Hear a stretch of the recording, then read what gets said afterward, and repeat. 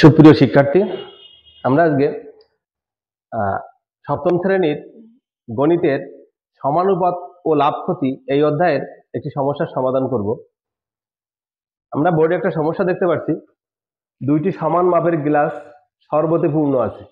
ওই শরবতে পানি ও সিরাপের অনুপাত যথাক্রমে প্রথম গ্লাসে 3:2 এবং দ্বিতীয় গ্লাসে 5:4। ওই দুইটি গ্লাসের শরবত একত্রে করলে পানি ও সিরাপের অনুপাত নির্ণয় করো। অর্থাৎ দুইটা সমান মাপের গ্লাস যেখানে আলাদা আলাদাভাবে অনুপাত দেওয়া আছে, এই অনুপাতকে আমরা যদি এক করি, অর্থাৎ দুটো গ্লাসে একটি পাত্রে ঢালি বা একটি পাত্রে রাখি, তখন পানি ও সিরাপের অনুপাতটা কত হবে এটা নির্ণয় করতে হবে। আমরা সমাধানটা করি। তো প্রথমত চিন্তা করতে হবে যে আমি এই কাজটা আমি সহজে কিভাবে করতে পারতাম যদি আমি দুইটি সমান মাপের গ্লাস, এই কথা না বলে দুইটি সমান মাপের গ্লাসের শরবতের পরিমাণটা দেওয়া থাকতো, তাহলে আমার জন্য এটা সহজ হতো। অর্থাৎ যে পরিমাণটা দেওয়া আছে সেই পরিমাণটাকে আমি 3:2 অনুপাতে ভাগ করতাম, আবার এখানে 5:4 অনুপাতে ভাগ করতাম। ভাগ করার পর আমি পানির সঙ্গে পানি যোগ করতাম, আর শরবতের সাথে শরবত যোগ করে, অর্থাৎ সিরাপের সাথে সিরাপ যোগ করলে আমার অনুপাতটা পেয়ে যেতাম। তো এখানে যেহেতু কোনো পরিমাণটা দেওয়া নেই, আমরা সমাধানের সুবিধার্থে আমরা পরিমাণটা আমরা ধরে নিতে পারি। তো আমরা সমাধান করি।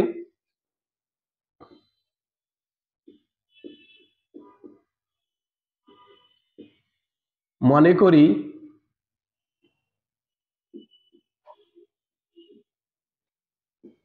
প্রত্যেক গ্লাসে, যেহেতু প্রত্যেক গ্লাসে সমান পরিমাণ আছে, প্রত্যেক গ্লাসে পানি এবং সিরাপ মিলে হয় শরবত, অর্থাৎ শরবতের পরিমাণ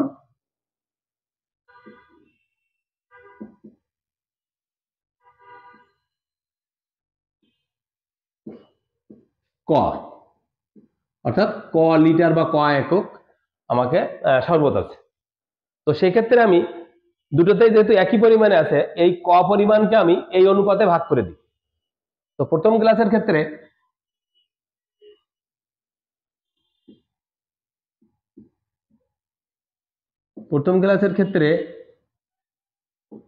প্রথমত আমরা এই অনুপাতে ভাগ করার জন্য যেটা করি, অনুপাত সংখ্যা দুটি যোগ করি, অর্থাৎ অনুপাতের উত্তর রাশি এবং পূর্ব রাশি এবং উত্তর রাশি দুটোই যোগ করে তারপরে অনুপাতে ভাগ করি। প্রথম গ্লাসের ক্ষেত্রে অনুপাত সংখ্যা দ্বয়ের সমষ্টি, অনুপাত সংখ্যা দ্বয়ের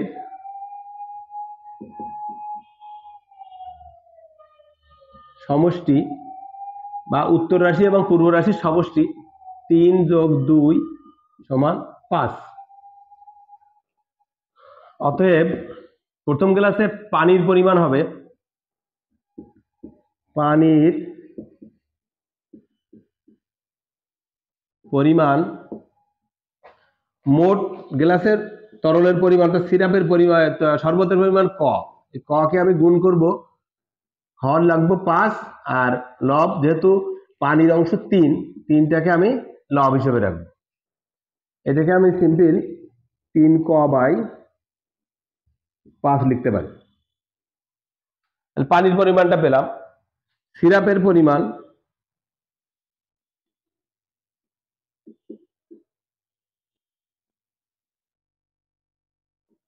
সিরাপের পরিমাণ নির্ণয়ের জন্য আমরা ক থেকে এটা বিয়োগ করতে পারি, অথবা একই নিয়মে ক গুণ 2/5 = 2ক/5। তাহলে প্রথম গ্লাসের ক্ষেত্রে আমি পানির পরিমাণ পেলাম, সিরাপের পরিমাণও পেলাম। দ্বিতীয় গ্লাসের ক্ষেত্রে আমরা একইভাবে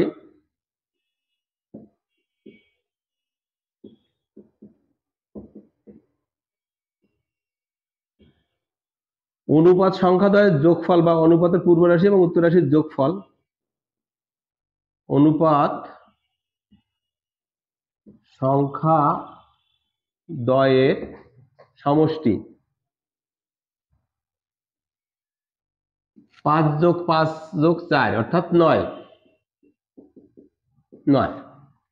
অতএব পানির পরিমাণ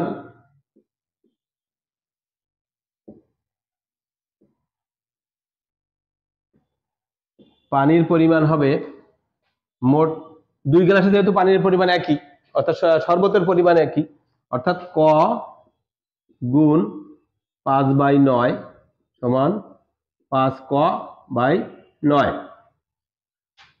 সিরাপের পরিমাণ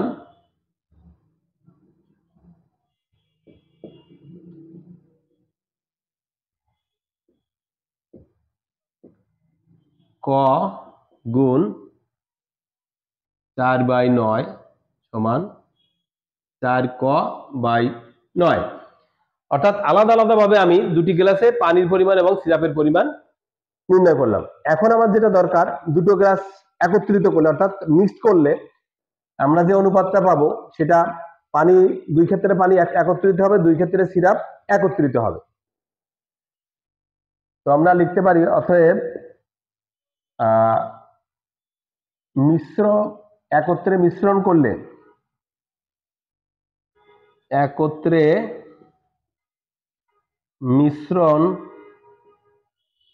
করলে পানি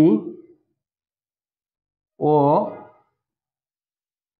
সিরাপের অনুপাত হবে। আমার কিন্তু সঠিক পরিমাণটা চাইনি, অনুপাত বের করতে বলেছে, এই জন্য আমি ক ধরে এটা অনুপাতটা সহজে নির্ণয় করতে পারছি। অনুপাত হবে, তো প্রথম গ্লাসের পানির পরিমাণ 3 ক/5 যোগ দ্বিতীয় গ্লাসে পানির পরিমাণ 5 ক/9, আর সিরাপের পরিমাণ হবে, প্রথম গ্লাসে সিরাপের পরিমাণ 2 ক/5 যোগ 4 ক/9। অর্থাৎ এই অনুপাতটাকে আমরা সিম্পলিফাই করলেই আমরা দুই ক্ষেত্রে অর্থাৎ একত্রে করলে যে অনুপাতটা পাবো সেটা পেয়ে যাব।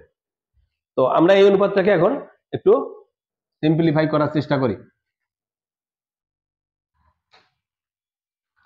প্রথমত এখানে ভগ্নাংশের যোগ, অর্থাৎ এই সমান সমান লিখি, সমান সমান এখানে লসাগু হচ্ছে কত, 9 5 9 45, তার মানে 3 9 27, 27 ক যোগ 5 5 25 ক, এর সঙ্গে অনুপাত হবে 45, 9 2 18 ক যোগ 4 5 20 ক ইকুয়াল টু, এখানে যোগ করি 5 7 5 12 2 হাতে 1 52, 52 ক/45 ইজ টু 38 ক/45। এটাকে আরো সিম্পলিফাই করা যায়, যেহেতু উভয় ক্ষেত্রে আমার হর 45, এই 45 দ্বারা যদি গুণ করি তাহলে উভয় ক্ষেত্রে আমার হর ভ্যানিশ হয়ে যায়, অর্থাৎ 52 ক/45 গুণ 45 ইজ টু 38 ক/45 গুণ 45। আমরা একসাথেও করতে পারি, আমি বোঝানোর জন্য আলাদা আলাদা ভাবে করছি। 52 ক ইজ টু 38 ক, যেহেতু উভয় পক্ষে ক কমন আছে অর্থাৎ আমরা ক দিয়ে ভাগ করতে পারি। 52 ক/ক ইকুয়াল টু, সরি অনুপাত 38 ক/ক, অর্থাৎ উভয় ক্ষেত্রে ক কেটে যায়, এক্ষেত্রে হয় 52 ইজ টু 38। তো এই অনুপাতে দেখি দুটোই একক স্থানে জোড় আছে, অর্থাৎ দুটি সংখ্যাই 2 দ্বারা বিভাজ্য। তাহলে আবার আমি এটাকে 2 দিয়ে ভাগ করতে পারি, 52/2 is to 38/2 equal to 52 26 is to 19। অর্থাৎ আমার নতুন মিশ্রণে পানি এবং সিরাপের অনুপাত হবে 26:19। আমরা এভাবে সহজে সমাধানটা করতে পারি। আশা করি আমরা সহজে অঙ্কটা বুঝতে পেরেছি। অর্থাৎ নতুন মিশ্রণে আমাদের পানি এবং সিরাপের অনুপাত 26:19। তো ধন্যবাদ সবাইকে।